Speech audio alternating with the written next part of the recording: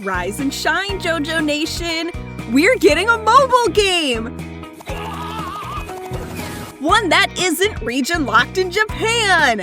This is not a drill! Miracles do happen!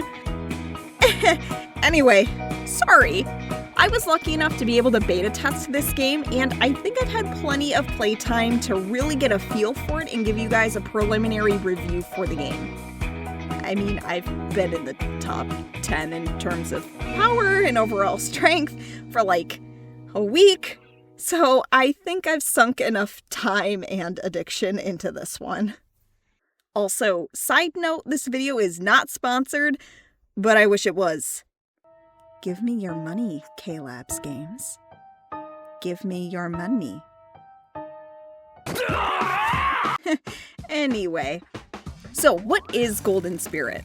This is a strategy auto-battler that focuses on creating teams of characters to clear fight stages. While I don't typically play this type of game, I find myself really enjoying this JoJo's Bizarre Adventure one because at the end of the day, the appeal is leveling up and fighting with all of your favorite characters, which this has plenty of. There are quite a few things that I really like about this game, but for me, the art and the animations are towards the top of my list. The character portraits and fight animations are really solid, and I love watching the character ultimates and then flipping through my roster to look at all of the key art. In my humble opinion, Giorno has the best character portraits, but Abakio has some really nice ones. Screw it, they're all really pretty. I really like all of them. While the 3D models can be a little at times during cutscenes, all of the still images are freaking flawless. The art style is really consistent and it's beautiful. Another thing that I personally really like is that all of the cutscenes in the story mode are all fully voice acted. Now, I'm not sure if they just ripped audio from like episodes or other games like All-Star Battle, things like that. I do know that the voice acting is still really good, and I really like just sitting through the cutscenes and just listening to it. It's really effective for it just being character stills and screenshots from the anime being dubbed over with voiceover lines. It's really solid, it's really effective, I really like it. While we're on the subject of art, the music slaps. Yugo Kanno composed the main title theme for the game, which I'm going to play a little bit of for you guys right now. It's really good, and I've ripped it, and I've been listening to it on loop, so take a listen. JoJo!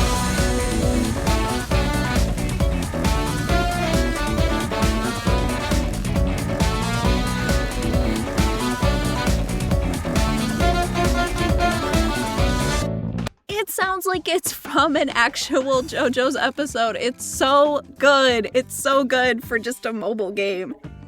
Now, I don't know if he has also composed the other music for like the different fight stages or for like the lobby theme.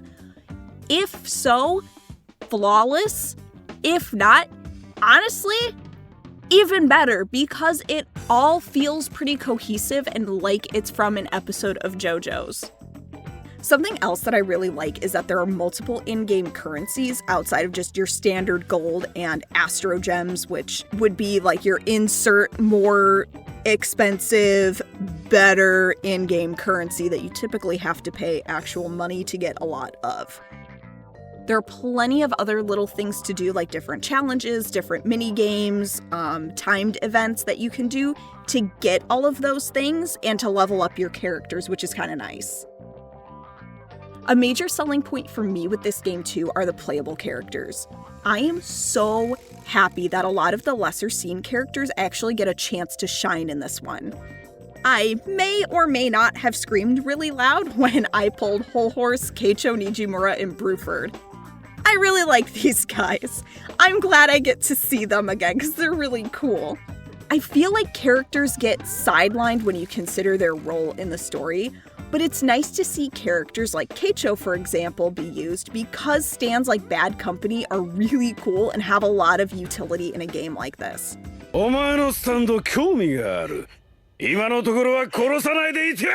Of course, this wouldn't be a proper review if all I did was glaze the game. There are obviously some things that I think can be improved on. And I think a major thing that would turn people off from Golden Spirit is that it's a gacha game. I'm personally a sucker for anything JoJo's, but I can see other fans being annoyed by a game taking this specific direction. I will say that I have not personally felt the need to spend actual money on the game outside of a handful of dollars. To clarify on that, because I'm beta testing the game, I get perks when I log in for the full release of the game. But for a casual player, I think I would honestly forgo spending any money since you can get the in-game currency, specifically Astro Gems, pretty quickly. And honestly, you're not getting a lot of bang for your buck when you outright spend money on Astro Gems specifically. So honestly, for anybody who's playing very casually, don't even bother. Just don't even bother straight up. Something else that kind of irked me right off the bat too was the difficulty curve. This one is honestly my biggest gripe with the game, and I feel like I stagnated really quickly when it came to getting enough fighting power to progress. That said though, I think that's more of a skill issue on my part. If I could do it all over again, and I will once we get the full release, I would probably put more of my resources into characters with higher stars. The more often you pull a character, the stronger you can make them. So honestly, pouring resources into characters that you're getting pretty consistently is a better alternative than just picking your favorite characters and cramming resources into them when their abilities are just kind of still basic. That said though, I do not regret pouring everything into Avdol and getting him to level 60. I don't care. He clears enemies so quick. He's also the GOAT. I'm rewatching Stardust Crusaders for like the 6th or 7th time. Oh, god damn it. What the devil? He now has 6. No, wait! He has a total of 7 stands now! Anyway, I don't regret it. I don't regret it. I don't regret it. Can you blame me? Look at him. My final overall complaint actually then goes back to playable characters. While I love that the lesser thought of folks are getting some love, why is Leaky-Eyed Luca on my roster? I've also been playing this game since the 18th, so for over a week. And of the 50 characters that I could possibly get, I only have 49. I can't pull Foo Fighters to save my life. I just want Foof, but instead, I just keep getting characters like Angelo Katagiri and Leaky-Eyed Luca. Why? Why, God? Why? Maybe that's not going to be a major turnoff for other people, but for somebody who is a very simple person and who likes their handful of characters, it's really frustrating when you have such a big roster, but it's a lot of characters that, like, are kind of at least in my opinion. Anyway, that said, with a lot of those, like, basic rarity pulls, you can get those characters leveled up really quickly, and if not leveled up, you can get them pretty strong and get all of their abilities up there. So it's probably better to sink your resources into those, less liked characters.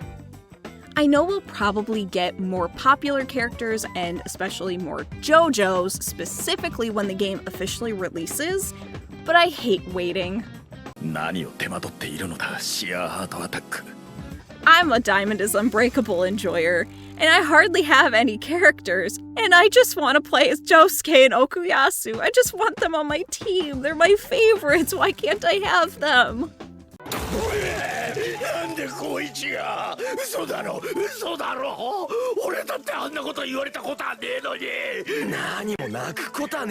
So, all of that aside, overall, I'd give Golden Spirit a pretty solid 7 out of 10.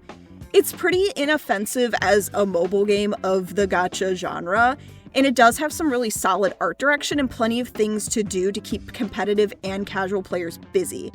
That said, again, I think the difficulty curve and the fact that it's a gacha game are gonna turn some folks off and are gonna be the major downfalls of the game in general. That said, though, as a beta tester, I have been given a couple of chances to give some feedback, so it's possible that we'll see some major changes when the game releases officially, but I wouldn't plan on it. But there's always a chance. As far as I know, the game is set to release outside of Japan in mid-July of this year, though I have heard a general whisper of Q4 of 2026 being the official release window, so don't quote me on the July date.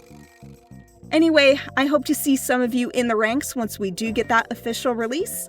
Until next time, shine on and stand proud.